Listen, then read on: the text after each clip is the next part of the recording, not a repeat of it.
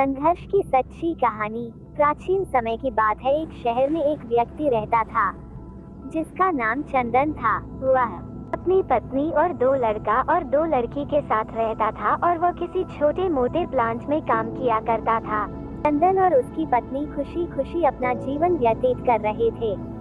समय का चक्र बीत रहा था और उनके लड़का लड़की बड़े होते जा रहे थे। जब उसकी बड़ी बेटी कक्षा 5 में पढ़ रही थी, तभी एक दिन स्कूल की छुट्टी के समय जब वह लड़की सीढ़ियों से नीचे उतर रही थी, तभी पीछे से किसी लड़की से धक्के लगने पर वह सीढ़ी से नीचे गिर गई, जिसके कारण उसके पैर में चोट आ गई। जब लड़की घर पर रंगती हुई आई तो उसके पिता ने पूछा, क्या हुआ बेटी? तभी लड़की ने उन्हें पूरी बात बताई।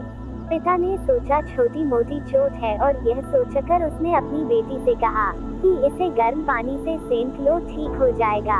कुछ दिन बीतने के बाद लड़की का पैर फूलने लगा और उसे चलने में दिक्कत होने लगी।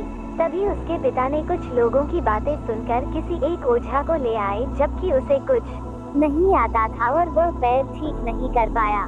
कुछ समय बीतने के बाद जब उसकी लड़की की हालत और ज्यादा खराब होती जा रही थी, तो एक दिन जब उसके पिता अकेले कहीं बैठे हुए थे तो वो मन ही मन सोच रहे थे कि क्या करें। तभी सोचते सोचते उनके दिमाग में आया, क्यों ना डॉक्टर से दिखाया जाए। तभी दूसरे दिन वह अपनी लड़की को लेकर वहीं पास के अस्पताल में जाते हैं। डॉक्टर जब लड़की को देखता है तो लड़की के पिता से कहता है कि जल्द ही इसका ऑपरेशन करना होगा, क्योंकि इस लड़की के पैर में एक बहुत बड़ा घाव हो चुका है, जिसके कारण लड़की का पैर भी काटना पड़ सकता है।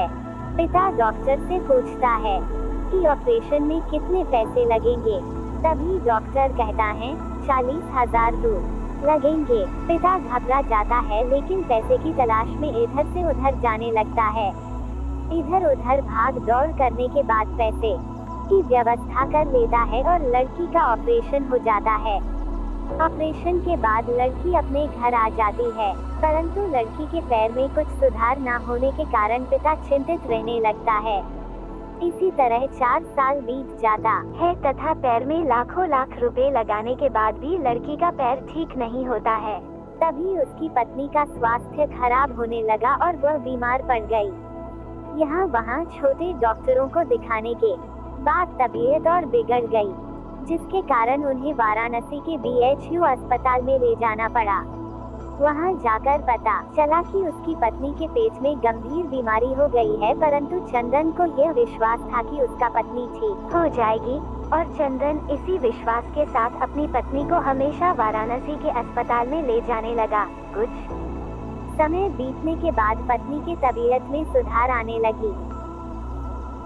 चंदन सोचा कि अब सब कुछ ठीक हो जाएगा। एक बार जब वह अपनी पत्नी को वाराणसी के अस्पताल में ले गया, डॉक्टर ने सभी रिपोर्टों को देखते हुए कहा, सब कुछ ठीक है। चंदन बहुत ही खुश हुआ और वह अपने पत्नी के साथ अपने शहर वापस आ गया।